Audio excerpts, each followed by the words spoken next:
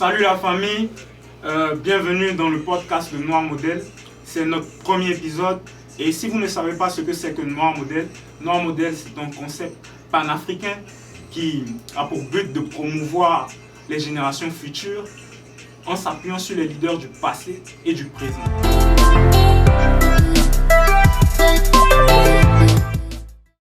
Est-ce que les gars, est-ce que vous êtes prêts? Est-ce que vous êtes prêts pour ce débat? Ouais, Toujours c'est un débat, c'est toujours un débat. Pour commencer, déjà, moi je me pose cette question. Pourquoi? Qu'est-ce qu'on fait ici même? Genre, pourquoi on a laissé notre belle Afrique et puis on a décidé de venir à l'étranger? Et beaucoup d'entre nous décident de, tu vois, quitter l'Afrique et puis venir à l'étranger. Qu'est-ce qui fait ça? On va laisser Yann répondre. Ouh, non, je suis la réponse atypique. Parce que je n'ai pas choisi d'être à l'étranger pour les études, j'ai toujours vécu à l'étranger pour la majorité de ma vie. Donc je suis la réponse atypique. Donc là, aux États-Unis, oui, j'ai choisi d'être à l'étranger. Mais pour le reste de ma vie, j'étais déjà à l'étranger. Donc c'est un peu compliqué à expliquer. Mais je pense que la majorité des gens, la raison pour laquelle ils sont à l'étranger, c'est soit pour une recherche de savoir, soit pour une recherche d'avoir un meilleur moyen de vivre. Pour rebondir sur ce qu'il a dit, moi je voulais ajouter que bon, être à l'étranger, c'est être à la recherche d'une différente expérience. Nous tous, moi je suis venu à l'étranger parce que je voulais une différente expérience, élargir ton scolaire, horizon. voilà, élargir mon horizon scolaire, quelque chose de nouveau à apprendre. Parce qu'au pays là, il n'y a pas la neige et tout, et on est venu ici, il fait froid. C'est pas faux. Donc, mais tu sais, c'est ça, élargir, avoir des différentes sensations et tout. Et c'est ça qui fait l'homme, c'est ça qui t'apprend à grandir, à pouvoir améliorer d'où tu es.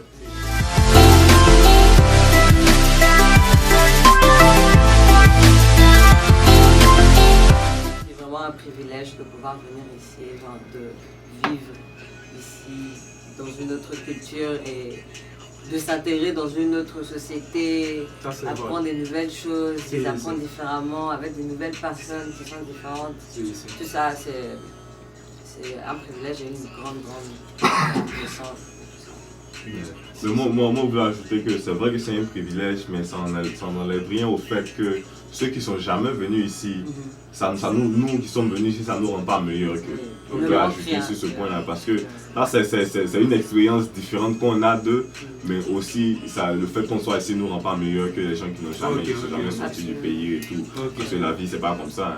Ce que vous voulez dire, c'est vrai que l'homme est un nomade, c'est vrai que l'homme est appelé à bouger et tout. Mais ne soyons pas aveugles au fait que l'homme africain, d'une part parce qu'on va parler d'expérience, de ce qu'on connaît et tout, l'homme africain est poussé à quitter son pays à cause des réalités qu'il vit là-bas. Parce que si par exemple, moi je connais des gens qui tu n'arrives pas à avoir le minimum, tu te dis que c'est mieux d'aller mourir en mer, parce que c'est comme ça la plupart des gens qu'on connaît, pas qu'on connaît, mais la plupart des Africains vont en Europe et tout.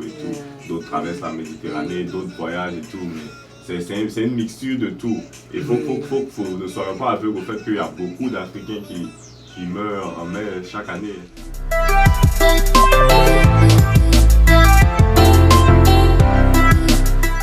La diaspora a un grand rôle à jouer dans le développement de nos pays africains. Et je voudrais savoir quel est l'apport de la diaspora dans ce développement-là. Moi, j'ai d'abord quelque chose de très important. Sur la phrase même qui a commencé, quelque chose qui a été dit, tu as dit un grand rôle. Un grand rôle. C'est-à-dire qu'on définit déjà le rôle. Donc, ça veut dire qu'on part sur le principe que le rôle est grand. D'accord? Donc, je suis d'accord. Mais je voulais juste être sûr que je n'avais pas allé dans une idée. Le rôle est grand. Le rôle est grand. Et pour faire ce rôle, je pense aussi une autre chose qu'on doit faire, c'est définir pourquoi ce rôle est grand. Moi, de mon point de vue, je pense que ce rôle est grand parce qu'il n'y a que les Africains qui peuvent développer l'Afrique. Personne d'autre ne veut le faire pour eux. Donc c'est la raison pour laquelle ce rôle devient grand. C'est qu'il faut qu'on parte du principe qu'un Africain doit réussir à faire en sorte que l'Afrique soit développée et aider pour ça, où qu'il soit dans le monde. On peut prendre l'exemple des communautés asiatiques dans deux sens. On peut le prendre ou on peut ne pas le prendre. Beaucoup d'Asiatiques envoient toujours de l'argent back home, mais construisent aussi des choses back home. beaucoup d'Asiatiques aussi ne le font pas et s'intègrent parfaitement à la culture où ils sont. Donc c'est dans les deux sens. Mais au final, je pense que les Africains doivent participer au développement. Être en dehors de l'Afrique, c'est pour pouvoir permettre à l'Afrique de rattraper les autres sur le plan, on va dire, de développement au niveau, genre, selon le sens occidental du développement. Selon les sources du HCR, on envoie environ autour de 500 billions de dollars chaque année en Afrique subsaharienne. Et ça, c'est beaucoup d'argent, ils sont rapatriés au pays. Et si par exemple, une idée de solution, comme on est en train de discuter et tout, serait peut-être d'ouvrir une banque, par exemple les Chinois, les Asiatiques, comme Yann le parlait un peu plus tôt, les Asiatiques ont déjà développé ça. Donc par exemple, ils ont une banque par exemple de Chine qui aura une succursale ici et qui aura les mêmes taux d'intérêt qu'ils ont en Chine, mais tout est fait avec le crédit américain. Et ça leur permet de borrow ici et d'emprunter et d'investir au pays comme ils le souhaitent.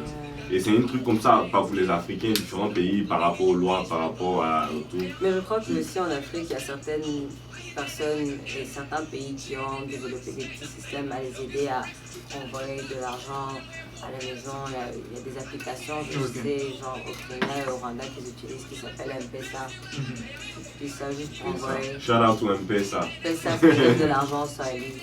Donc, mobile money, M-Pesa. Moi, je pense juste que c'est un problème. Est-ce qu'ils vont juste envoyer l'argent et rester en Amérique à faire les phone calls avant, ça se passe comment, est-ce qu'ils vont pouvoir aller regarder, voir si ça avance à un niveau qu'ils veulent et tout ça.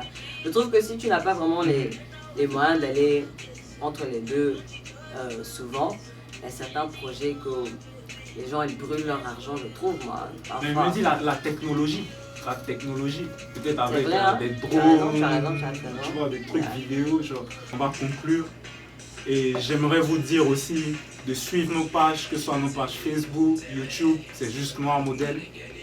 Et voilà quoi, merci de nous avoir suivis. À bientôt pour d'autres épisodes.